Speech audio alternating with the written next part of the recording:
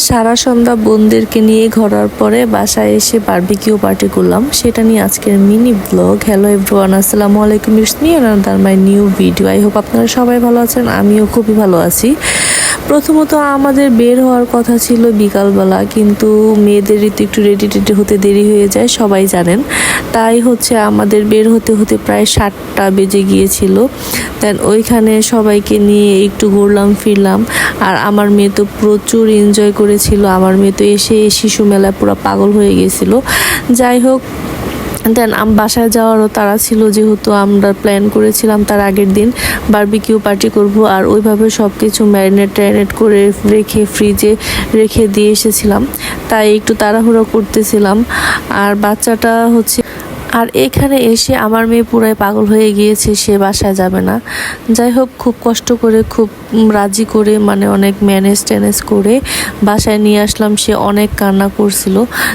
দেন বাসায় এসে এগুলো নিয়ে তায়া বানা শুরু করে দিয়েছি, কোনোভাবে আগুন জ্বলতেছিল না। দেন হাজব্যান্ডের বাইক থেকে পেট্রোল ডাবায় দেন আগুন জ্বালাইছে। যাই হোক, কোনোভাবে আর কি সব কিছুই আর কি ঠিকঠাক মতো হয়েছে। তারপর আর কি এদিকে হচ্ছে সারপ্রাইজলিভাবে আমার বাবা মাও চলে এসেছিল, আর এসে দেখে কি এলাহি আয়োজন।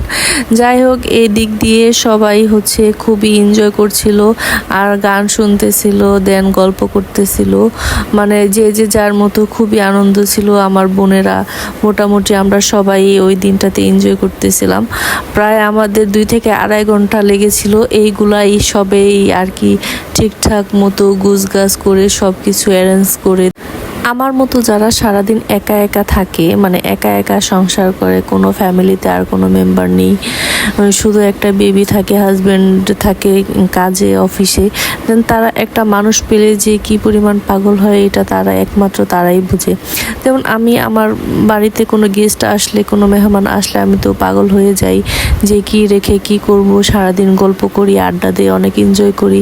কিভাবে থাকলে তারা ভালো লাগবে ওই কাজটাই করি। আমি চাই যে তারা হচ্ছে আমাদের বাসায় অনেক দিন থাকুক, আমার গল্প করার জন্য একটা মানুষ থাকে। তো এই দিনটা আমার জন্য খুবই স্পেশাল ছিল, যেহেতু আমরা 3-4 বোন একসাথে ছিলাম।